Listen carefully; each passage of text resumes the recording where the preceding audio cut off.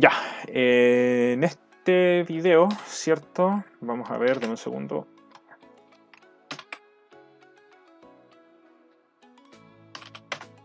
Nos toca la clase 19. Ya, perfecto. Entonces, mkdir, clase 19. Code, clase 19.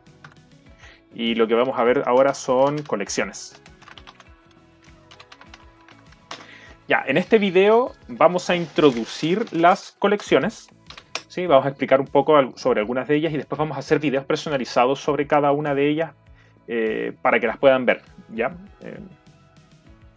Entonces, primero vamos a hablar sobre las colecciones que tenemos disponibles, ¿cierto? Que son las listas. Que las listas son un conjunto de elementos de varios tipos, lo que puede incluir todos los tipos de datos, incluyendo otras listas. ¿Sí? Y su principal característica es que, aquí para no confundirlos los voy a dejar con eso, ¿cierto? Su principal característica es que se declaran con paréntesis de corcheta al inicio y al final, ¿ya? Cada uno de los elementos de la lista, que es una colección de elementos, está separado del anterior por una coma. No por un punto, no por punto y coma, no, por coma, ¿sí? Por lo tanto, aquí hay 1, 2, 3, 4, 5, 6, 7 elementos.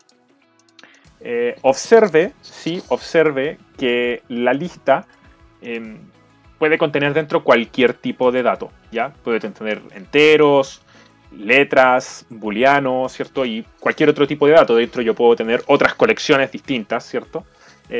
Por lo tanto, dentro de la lista puedo almacenar una gran variedad de objetos. El segundo elemento es un diccionario, ¿cierto?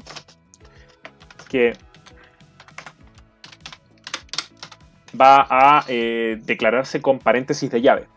Y tiene una estructura bastante especial, ¿sí? Que es una estructura que tiene llave y valor.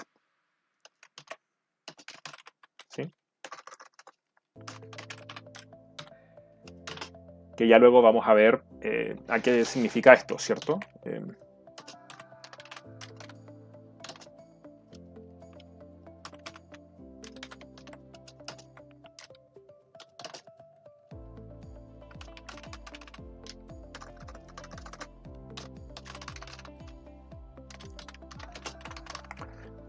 Entonces, esto es un diccionario, ¿sí? Cada uno de estos es un elemento que se denomina ítem, y cada ítem se compone de dos partes, una llave y un valor, ¿sí? Cuando veamos los diccionarios vamos a ver bien de qué se trata, ¿cierto? Ahora solo estamos introduciendo los tipos de colecciones. La principal característica del diccionario es que sirve para organizar colecciones según llaves ordenadas, ¿cierto? Yo voy a tener una llave, ¿cierto? Esa llave me va a devolver un valor y esa llave puede estar en múltiples diccionarios, ¿cierto? Entonces voy a tener un conjunto de muchos diccionarios, ¿cierto? Que van a ser, por ejemplo, clientes, y todos esos diccionarios van a tener una llave en común que se va a llamar root, ¿cierto? Va a decir aquí root.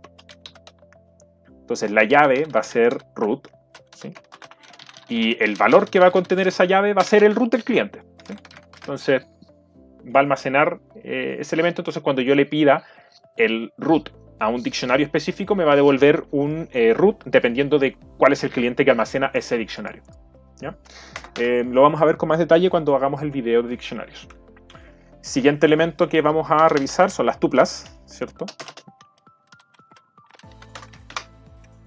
Que muy similar a las listas, ¿cierto? Son un conjunto de elementos separados por coma, solo que se declaran, ¿cierto?, entre paréntesis normales en lugar de paréntesis de llave, de corchete, ¿sí? Estos son tuplas. Una de las principales características de la tupla es que es inalterable, ¿ya? Una vez que yo declaro la tupla no puede ser modificada.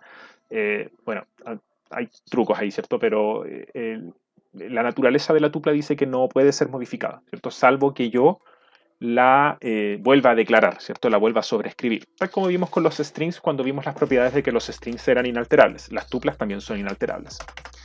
Siguiente elemento, ¿cierto? Son los sets. que también se declaran con paréntesis de llave, ¿sí? Pero son un conjunto ordenado de objetos que son irrepetibles, ¿ya? Es decir, yo solamente puedo tener una vez un objeto en cada set. Lo que significa que si yo tengo dos veces el número 1, finalmente cuando yo ejecute este set y quiera ver su contenido, me va a mostrar el número 1 solo una vez, ¿sí? Descarta los duplicados. Es su principal característica, ¿sí? Y que identifica este tipo de datos. Y también lo vamos a ver, ¿cierto?, cuando veamos los sets, ¿sí? Entonces, para que usted pueda verlo, aquí nosotros tenemos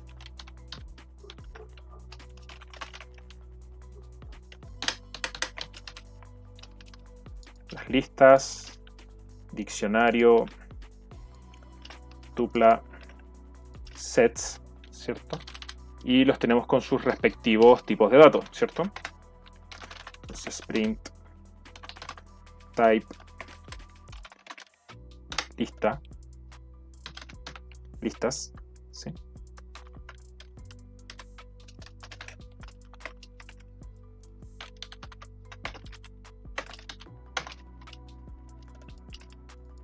Aquí los diccionarios, aquí las tuplas, aquí los sets. Entonces, observe usted, ¿cierto?, que yo tengo acá